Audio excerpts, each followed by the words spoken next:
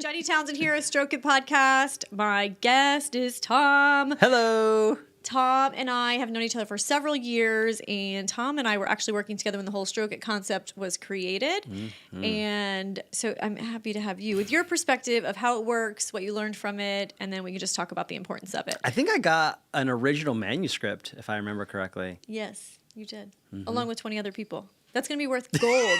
That's going to be worth a lot of money in the future. I'm going to find that PDF and NFT it. Please don't share it, though. The typos are just ridiculously wrong, as you know from my previous emails. Anyways, it was pretty bad. But I was so sick of just rewriting and editing. I was just like, let's just find out if people connect with it. Or Ready, like fire, it. aim. That's my style. Yeah. So anyways, today we're going to be talking about stroking your employer, stroking your employee, and stroking yourself, which is like the most important thing, which is chapter number 1, is to stroke yourself. So Tom is going to share his perspective, and since we work together and I used to stroke him, he's going to talk about the importance of it and what he learned from that. I know that does not come off the tongue very well. Nope. Like I said many years ago, but that's okay. Let's roll with it. All right. So look, for those that don't know Tom is a husband, father, pilot, and sales and marketing ninja. Whether it's selling knives, music lessons, or jets, or God, he's always looking for ways to share what he's passionate about and help to serve others as well. I love that intro. It's a great bio. It really, really is. Short and sweet. So anyway, Tom, tell us a little bit about like the stage of life that you're in. So the podcast is catering to those that are entering their corporate gig, so new to the workforce, new to marriage. Maybe they did have some counseling prior. Maybe they did read a training book. I didn't read a training manual for marriage. Good Lord, no. And it's also those that are maybe experiencing their midlife crisis that may actually need your services. So yeah. Tell us what stage you're in. Well, like the bio said, I'm a husband of a bunch of years since 2008. Okay. Don't make me do the math. But I think we've got probably a big one coming up sometime soon, 13 years or so. 13, I think. We've got 5 children. And so we've got the oldest is a middle schooler. So now we're experiencing those years, the teenage years, all the way down to a preschooler. And I have bounced around like most millennials. Probably about every 3 years or so, I've had a new career, but all the while have built on a skill set. And as my bio kind of mentioned, my skill set has been sales, which to me is just people and relationships and building relationships, and marketing. That's maximizing whatever I'm in, whether that was in the church or whether it was a music compound, just adding a megaphone, amplifying whatever was going on. So sales and marketing has pretty much been my gig, since I graduated. Yes, I remember meeting you at First Watch the first time. You were trying to sell me on photography and videography. And here we are. Yes, we did it. Yes, and I just remember you were telling me, I was like, I don't know, just come and see what we have to do. And then you're like, wait a minute, I think I want to work here. And I was like, well, I have no idea what I'm going to have you do. Right, because you sold me on the vision. Yeah, so then I think you were there for a month and 8 days. And then I was out of the business due to my debacle. And you just took over, which is great. Yeah, exactly. So luckily, in a way, things happened in my personal life. So you could just step in and take over and take us from being old school and paper to paperless and very digital. And the company's in Ready great for hands. a pandemic. Yeah, the company's doing great because of your impact on it. So thank you. Anyway, so I'm excited to talk to you. Thanks for sharing what season you are. Let's talk about the love languages because that's super, super important. Oh, yeah. And when did you first learn about the love languages? Probably like 2008, 2010, because it was somewhere between, recently getting married, and also in youth ministry. It was kind of making its way through the church world. Okay. So that's kind of where I learned about the love languages. Okay, got it. And so you have words of affirmation and personal touch. So break down like what words of affirmation is to you. Yeah, so it was kind of interesting going through that. So if you ask me what my love language is, if you ask my wife, she would say both of those. Also gift giving. So words of affirmation for me is just if I'm working for somebody, if I'm on the team, I just want to hear like, good job. Like you're doing what you're supposed to do. It doesn't have to be like you're doing the best, but I thrive on being a part of a team or a unit whereby if I know I'm doing the right thing, then I'm just going to go that much harder. And so words of affirmation in that regard are really helpful for me. Just so I know what I'm doing, I'm doing the right thing. And then, as far as personal touch, for me, that's more of like for my close friends, mostly just like for my wife, actually.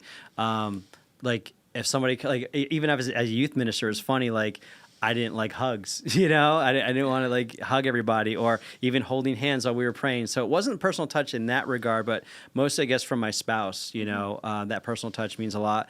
And then just also, I guess, like high fives and stuff too. But the other thing I noticed with the love languages was how I show my love language. Right. So that's kind of words of affirmation, personal touch is how I receive. And I do a little bit of the words of affirmation. That's kind of one of the ways that I show affection or encouragement. And then gift giving.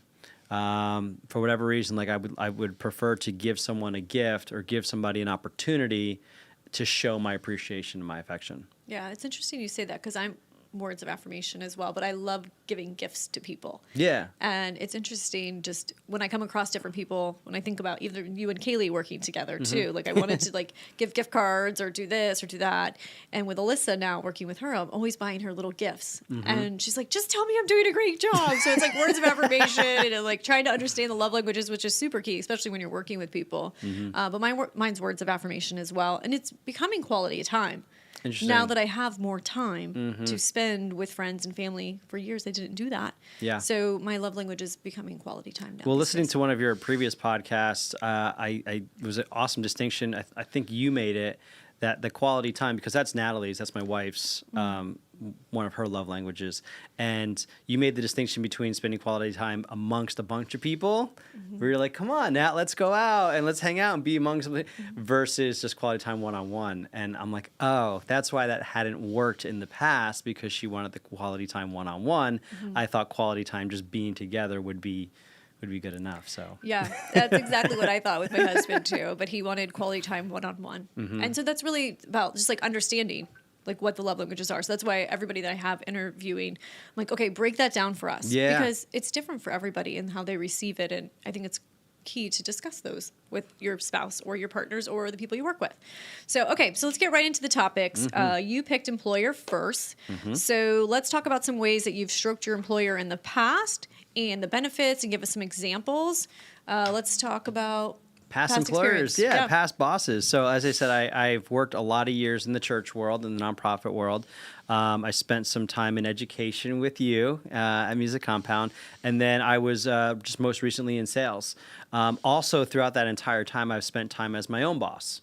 So it's been kind of interesting to see what the good experiences and the bad experiences have been. The bad experiences have primarily been where encouragement was not very clear. So I've had bosses that were very hands-off. They let me do whatever I want, but then they also never encouraged me because they had no buy-in, they had no say in what was going on, and it didn't work out because they were so hands-off that even the encouragement never came.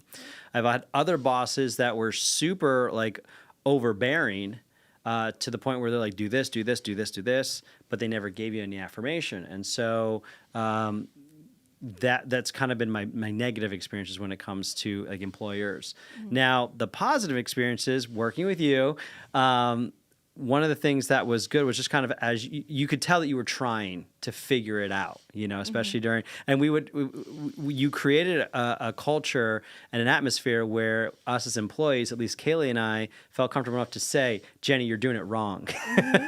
Where it was like, you know, we need this or not this, or, you know, you would give me space when you knew I was upset and I could just vent, and you just knew that was, you know, and I would process it. But you also knew like how to encourage as well. So it was a good dynamic there. So when it comes to like stroking your employer, like what do you think some really good qualities, like if someone's listening today, if they want to stroke their employer, what do they need to be doing?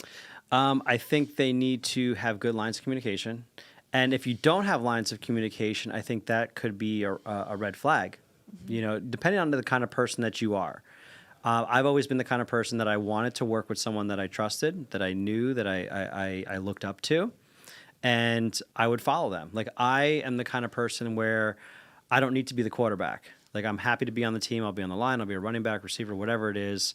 I don't need to be the star on the team, but I want the buy-in from the quarterback. I want the buy-in from the captain, from the leader, and just tell me what I'm doing. So open lines of communication. And being a team player Yeah. is key. Like, Yeah. I think I referenced that in another one. Just being a team player is the best way you can stroke your boss. Yeah, 100%. I've got a couple people that I've worked with as well. I've got someone on our team right now where they just want to complain and they don't want to be a team player. And it's like, we can't move forward. That's not being a great employee. It's not being a good team member. If you're not going to have the buy-in, you're not going to work together. And if you're not going to play nice in the sandbox, you're not going to be there very long. The thing about stroking your employer is that it's something that I don't know too many people are concerned about because it takes vulnerability. Right. It takes a level of trust that you're in a job that you want to be more than just what you do 9 to 5. Now, if you're just, going to the bank or McDonald's or whatever, and you're just, doing, whatever, like super stuff, you don't care, this is not your career, then okay, you don't have to worry about stroking your employer. But I think for you to be fulfilled in a career, being on board with your employers is really important. I totally agree. And as an employer, I want my people to be that way. Yeah, and that's just it. If they're good employers. Want to be there, right. And I've left bad employers because of that. Right. I've left bad employers because I've tried to have that relationship, and it just was shut down. Right. So it was shut down either because they wanted too much control over about my role, or they didn't. They just let me do whatever, and they wouldn't even care. And it's like, okay, you don't care, I'm out. Right. Right. All right. I want to segue into the employee side of it because I feel like we're kind of about to go into there, and I just want to talk about that because I feel like when it comes to stroking your employer, that's obviously your employer is going to respect you and want you to work there, but being a really good employee is really important. Yeah. So I feel like you and I had pretty good balance. Like I think me stepping out of the company was probably the best thing for our relationship and for you working for us as well, just because I like to micromanage some things. You've gotten so much better. And listening to that last podcast and listening to you being like, yeah, I used to be like this. And like, Yes. And I was very bossy. Yeah. Well, but it's also because I knew what I wanted. You knew what you wanted. As well. So, and I'm not always open-minded to change, which I need to be as well. So coming from like an employee perspective, talking about how I made you feel fulfilled and how you liked other jobs because you were being stroked or you were getting those words of affirmation or you were being valued. Let's talk about that from an employee perspective and how important it is from your boss to acknowledge all those great things about you. Yeah, I think it's very important for bosses to acknowledge that about employees. And so that's kind of where I'm at now, where I've started to employ others like virtual assistants, editors. But actually, I was thinking about the question. It was kind of interesting. The first employees that I've had to kind of manage has been my children. Right. Yeah. And so if I could take that little spin a little bit, that the importance of stroking kids as like kind of like employees / team members, because that's really what I think if you're cultivating a good work environment, you're all on the same team. Right. And that can work in a family dynamic or a business dynamic, however you want to look at it. And it's all the same. It's being able to recognize where somebody else is at and help them, meet them where they're at, but then help them up. And so it's really difficult. I've made mistakes in the past where I have tried to hand over a job to somebody, but I didn't explain it very well, because I just wanted to hand them the job and let them go. But I didn't take the time to explain to them how I wanted it done. So they did the job how they thought they should do it, but it wasn't how I wanted it, because I did not take the time to sit down and explain it. So my biggest success has been my virtual assistant, Gina. She's amazing. Shout out, hey, Gina. And it took us a good probably 3-4 months to work together to create an environment where she felt comfortable, where I could hand her something and she knew how I wanted it done and she could get it done. At the same time, not being afraid to make mistakes. So giving employees permission to make mistakes is huge. Oh, yeah. I totally agree with that. Yeah. And the whole mirroring thing as well, I think is when it comes to communication and giving directions is super important. So asking more questions, because just like you, I don't like to give steps. I'm like, this is what I want, but I'm not giving clear direction of this is the kind of paper that I want. This is the kind of pen that I want you to use. This is how long I want it to be. Or that's draining for me. For those me details. too. Yeah. And it's hard. You can't set your employees up for success. Like you're constantly going to be frustrated with them. And that doesn't set you up or your business up for success. And that is like key with like even like design work. as well. Oh, yeah. I have so many people waste so much time in Canva, and I'm like, oh God, I hate that. So anyway, so giving them the parameters. And I think even just showing up on time and knowing that you can trust your employees is another way to like stroke your employees. I know I could always count on you. I always knew I could count on Kaylee, but obviously that goes back to the whole trust thing. Yeah. And then you guys liking where you worked. Yeah. And feeling appreciated. Yep. Made you really good employees. And I'm trying to think of things that I was doing like to make the vision. you do that. The vision. Okay. You sold me on the vision, and you sold Kaylee and I on the vision. And so we knew that what we were doing was bigger than just making phone calls. It was giving kids the opportunity to experience music. Right. Like we were inspiring, collaborating, and educating. Like that was it. So stroking employees is about giving them that vision so that whatever you go through, like you're in it together for this bigger thing. It's not just about making Jenny money. Right. No, and I which think we never felt that way. No. And well, we weren't making much money at that point. Thank God we did everything we did, though. So, anyways, yeah, I think it's important, and just even with employees that we have now, and everybody has different love languages as well. So understanding that all your employees receive messages, and we have some employees that if they do a really great job, they want us to put their name in Slack. They want a big, huge announcement at a staff meeting. And then you have other people that are super like, oh, please don't recognize me. We just had our company awards, and where we recognize everyone. Everyone gets a fancy trophy. And, for the most part, everyone's like, oh, yes, I have this great trophy. I won this award.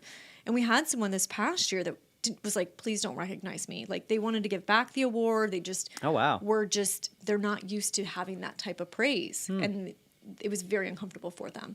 So understanding how to recognize your employees is important as well.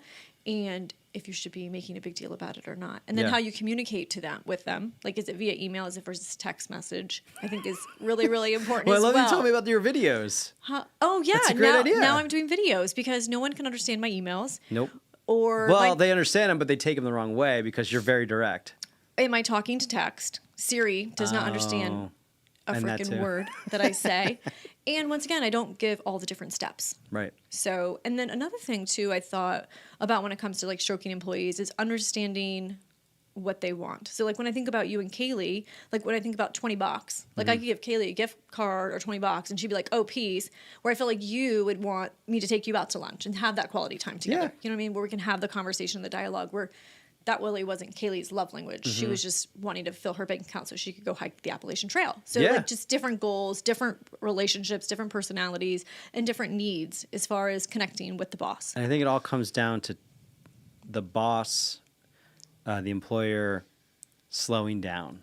Yes. Because the only way that the boss is going to understand all of that, understanding everyone's love language, understanding everyone's goals, painting a vision, creating systems, like the boss has to slow down if the end goal is something bigger than what you have right now, you have to slow down to take the time to stroke your employees because it takes a lot of work to do that. Yeah, I'll say that I have slowed down a lot, and I actually have more time now to invest in them and their future and their life outside of Music Compound. As well. So last December or 2 Decembers before, it's all about, okay, let's get together. Like, what's your vision? How can I help you achieve your goals? What is it that you want outside of Music Compound? How can we increase your income, your mental health? And then I have them now pick words. And you did that. Like 2 or 3 years ago, the words made such a huge difference. Like literally confidence, believing in themselves. I forget all the different words. And even the vision boards. I mean, Kaylee and Jared's vision board had on it to go hiking. They left for a year and went and hiked the Appalachian Trail. Aaron and Alicia's boards had to have a baby. They have a 3-month-old baby. So really caring about the employees as humans and not as just robots and people that are going to be growing your business or just here to work. That's been a major shift, I think, within our company with me. Obviously, we're in a different stage now. We're in our 7th year of business. Those first 5 years, I mean, it's balls to the wall, dig deep, dial for dollars. There's not much room for mental health or really understanding how important that care for the humans that are actually making your company work. Not that I never cared about them, but it was just that wasn't the focus because I wasn't even focusing on my own mental and physical and emotional health. Right. So I think understanding that your employees are employees, but they're also humans and you need them. Yeah, you absolutely do, for sure. So awesome. Do you have anything else to mention about employees and stroking employees or anything? No, not on employees. No, I think we're good. Okay, awesome. Well, thank you for sharing that. I thought that was really great, especially going from the employer to the employee perspective and different stages of people's life. So, hopefully the listeners that are new to their corporate gig or just starting their career will understand as they grow within the ladder. Well, I think my dirty little secret is going to help with that too. So Okay. once we get to the end of the podcast, for Perfect. sure. All right, so let's talk about stroking yourself. So, at what stage of your life did you realize Teenager year, I would I need say. to take priority? Oh, sorry, what? No, it's okay. At what stage of your life did you say I need to make myself a priority or like the importance of I it? thought you were asking what point of my life I started stroking myself. So I was Yeah, teenage years. Oh goodness gracious! That took you a little while. Oh, this is supposed to be PG. Okay. Anyways, back to reality. Good thing no one's on the live. We're not cutting this out, just so you know. Anyways, okay. So back to stroking yourself mentally and emotionally, not so much physically. At what age did you understand the importance of putting yourself first and making you the most important thing? Well, I guess I always looked at it from the perspective of I've always been a driven person. I know you did competitive sports. I did competitive sports as well. And so just always wanted to be my best. That drive to better myself has always been there. Right. That was working out, on the soccer field, like after practice, before practice. Excuse me. And then, so that drive to always better myself has always been there. Getting into the work world, part of my personality in like a strength finders kind of a thing has always been maximizer. So I would always try to learn things. Like I got a master's in theology. I learned marketing and videography and video editing and photography, all that stuff as a youth minister. Because I wanted to be the best youth minister I could be, so I had to learn these other skills. So throughout my life, I've always tried to better myself with skills and that sort of thing. And that's kind of where I took this idea of stroking oneself is taking care of yourself from a skill set. Always bettering yourself by becoming more capable, whether that's a physical skill or it's a learning skills like mentally, like reading books and that kind of a thing. Physically, working out, that kind of a thing. But for me, most recently, what's been huge has been investing in myself as a true investment. So, I worked for the church for a while. I worked in music education, and now in sales and marketing. The past couple of years, I've had some extra money to invest, and so I would be looking around. What do I invest in? Do I invest in crypto or stocks or NFTs or real estate? What do I do? And I didn't really understand all of that, but I understood. Every time I invested in myself, in learning something or leveling up, it's always made a huge return. And so that's what I would, kind of want to talk about is how do people invest in themselves from a time perspective, from a learning perspective, but also financially. I think that's the best place that you can invest in, especially if you're kind of just looking around like, I don't know anything about stocks, real estate, crypto, et cetera. Right. So when you say return on investment, what's been the return? Like, how has it impacted your life by investing in yourself? Well, number one, financially, it literally has doubled my income whenever I've really invested a lot into myself. So there's that. But also, it's made me a better human being, which makes me a better husband, makes me a better father, makes me a better individual to work around. So like I remember being at jobs where I would go to these conventions and spend thousands of dollars to be in the room with other people who are spending tens of thousands of dollars. It's just another level. It's another experience. It opens new doors. And, people around me in the office wouldn't understand it, but then they would watch me. And when I'm getting like awards like the top producer, it's like, see, like, right. It's not, it doesn't just happen. I love that. Okay, so I want to take you back to the 20s. When you were in your 20s, were you investing in yourself at that time? Yes, but I wasn't doing it financially. So what were you doing? I was doing it by learning new skills. I was spending time on YouTube, just learning how to become a video editor, learning how to become a photographer, learning how to do. I was doing some money stuff, like sales stuff, because it was part of what I was doing at that time. I was selling insurance at that time. Okay. So, just investing in finding those mentors online so that I could be a better person and not just listening to them like the Gary V's, the Cardones, all that kind of stuff, but actually putting that stuff into action. I love it. And then so between your 20s and your 30s, What are you doing in your 30s a little bit different than you were doing in your 20s as far as investing in yourself? Just because I have more financial ability to do so, I'm putting myself in the room with other people that I would not have been able to be in a room. What are those rooms? Tickets for masterminds and experiences and networking events that, are thousands of dollars, so that you're in there with like-minded individuals. It's not just like everybody who can possibly come. It's only those who are playing at that level. Right. And that's important. Like it's a stretch. Like it's not like I had an extra 10 grand to just throw away. It's like, okay, I can either invest this 10 grand in myself, I can invest this in stocks, or I could just hold on to it. Maybe we're saving up to buy, a house or something. And the decision was I'm going to invest in myself because I know that 10 grand is going to become 100 grand. Right. By doing this. So financially, it was helping you. And then would you say it boosted your confidence as well by surrounding yourself with those individuals? Oh, yeah, 100%. And then as far as your network, are you in contact with those people that you're putting yourself in the room for? Yeah, I mean, I need to do a better job because you get distracted after you leave the room kind of a thing. But yes, no, absolutely. And would you suggest people do that? Like the master classes obviously take funds, which some people, if they're just entering their career, aren't going to have those funds. But would you suggest those, if you could go back, would you have done those in your 20s versus your 30s? Or do you think at your 30s you were in the right mindset and had enough life experiences to appreciate what you were learning? Yeah, it's kind of interesting because I'll see the young kids in there and the questions that they ask, and I think no matter what, you're going to get benefits out of it. So if you've got an extra $5,000 or something lying around and you're like, do I put it in stocks or crypto or whatever, put it in yourself, because that's not going to do much. I mean, you're not going to buy much real estate, you're not going to buy many stocks that's going to move the needle. After a year, you're going to make maybe $50. So go learn a skill set that you can go charge somebody $500 to go do your next project. You're a videographer and you only charge $200 per video. Go drop that $5,000 into yourself so that next time you can charge $1,000. And now you're bankrolling from there. So if you've got a little bit of funds, put it in yourself 100%, even if you're at a young age. I think that's still valuable. And where did you learn how to do that? Or what made you decide to do that when it came to investment? Did someone suggest that to you? Or did you meet someone that went to one of those and you saw how beneficial it was for them? Like, how did you know to do that for yourself? For me, I was following a particular mentor for a long time. And that would be the investment. If you don't have the funds, invest your time in listening to people that are going to make you better. So for me, it was Grant Cardone.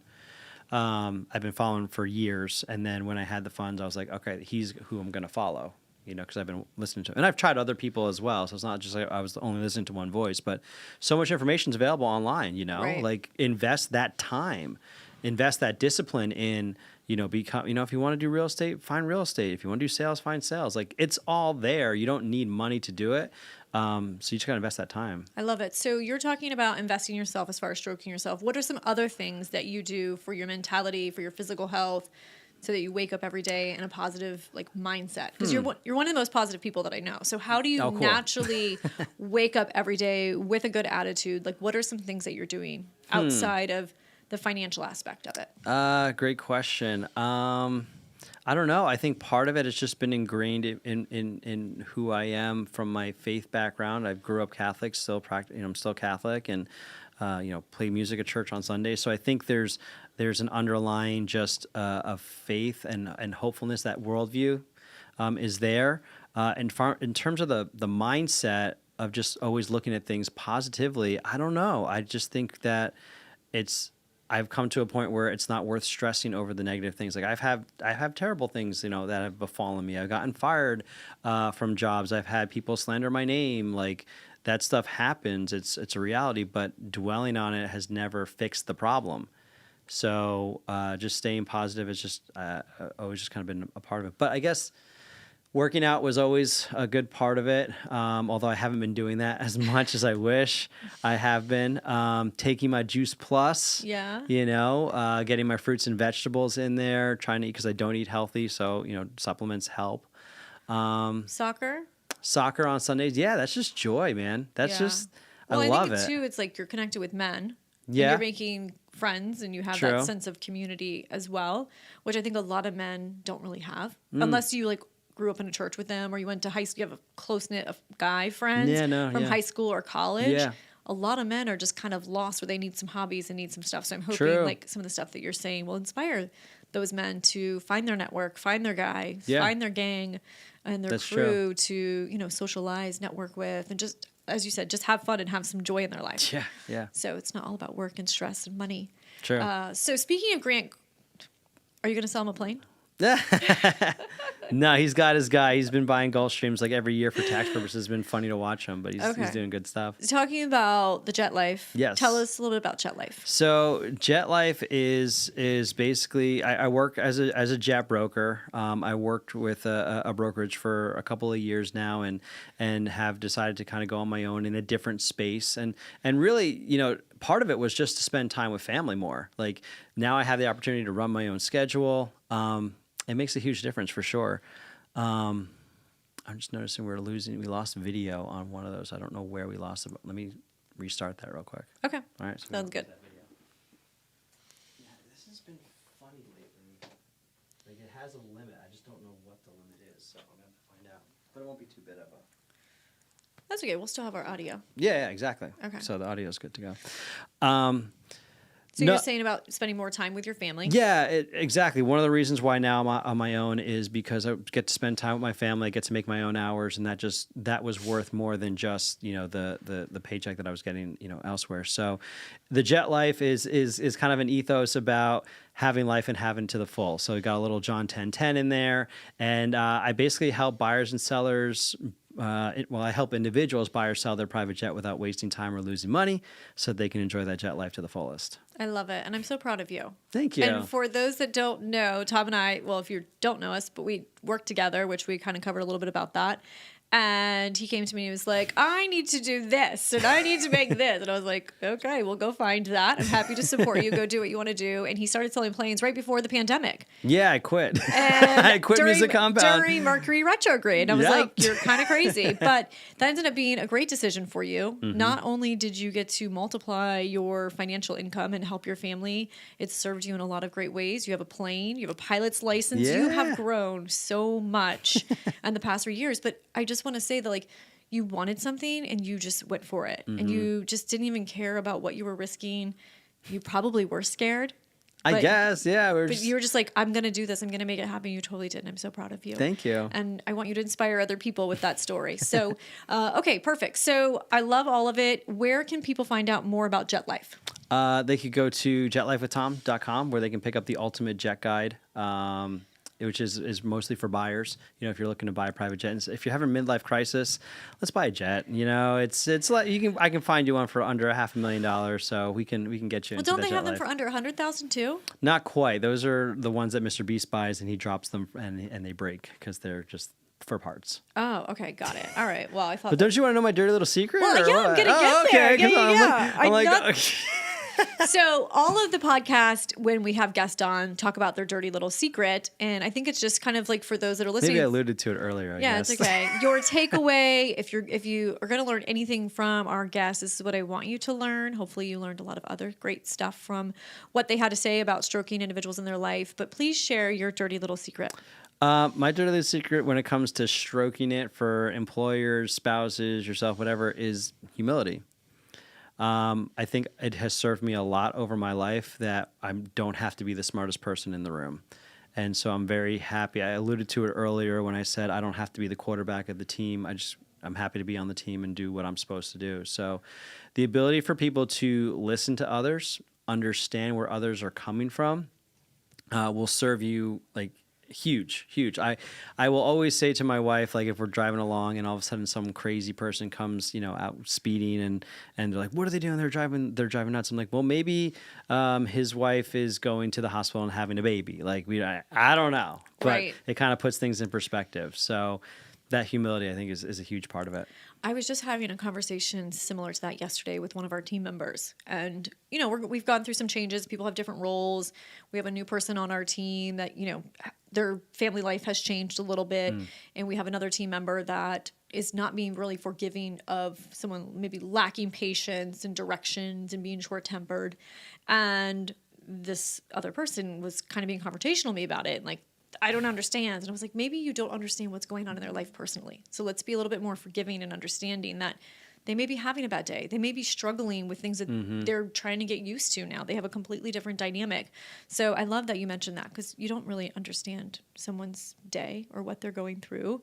I know there's a lot of people, I'm driving down the road and I want to honk my horn at them as they're going la-di-da-di-da. And I'm like, oh, they're not having a bad day. Just go with the flow. Just because I'm having a bad day and I'm in a hurry doesn't mean that I need to be that person. So True. I love it. Okay, cool. Is there anything else that you would like our listeners to know about Stroking It? No, I think you're doing a fantastic job. I think this is a great podcast. I think people should definitely share it with the loved ones and their friends in their life, because you're identifying something that not everybody thinks about, and that is how does a person encourage somebody else? Like, it's, obviously stroking yourself is important, but there's not a lot of people. There's a lot of self-help, but there's not a lot of helping others out there. Right. And validating, acknowledging, appreciating. And I think that's really what it comes down to. Yeah. So if you had a testimony of how I stroked in the past, was it good? Yeah. You did a great job. Like I said, it was funny because I think part of what I noticed was you got a chance to see Tommy, who's my oldest son. He's 13 years old, and you knew him when he was like 8. Yeah. And so you saw him yesterday, and as we were leaving, he said, like, I miss Music Compound. And like, I've asked him about Music Compound like a dozen times since he's been gone, and he's always been like, nah. But then after he sees you again, all of a sudden now he misses it. And I think that's a testimony to who you are as a person, to what of yourself you put into Music Compound that was encouraging kids, that was inspiring kids, and that was building them up from the perspective of music. And that's a testimony to how well you've done that to stroke it to your clients, the kids that are taking music lessons. So awesome. Fantastic job. Yeah. Feel the love. Awesome. All right. Well, thanks for joining us today, and stay tuned for some other great tips and tactics.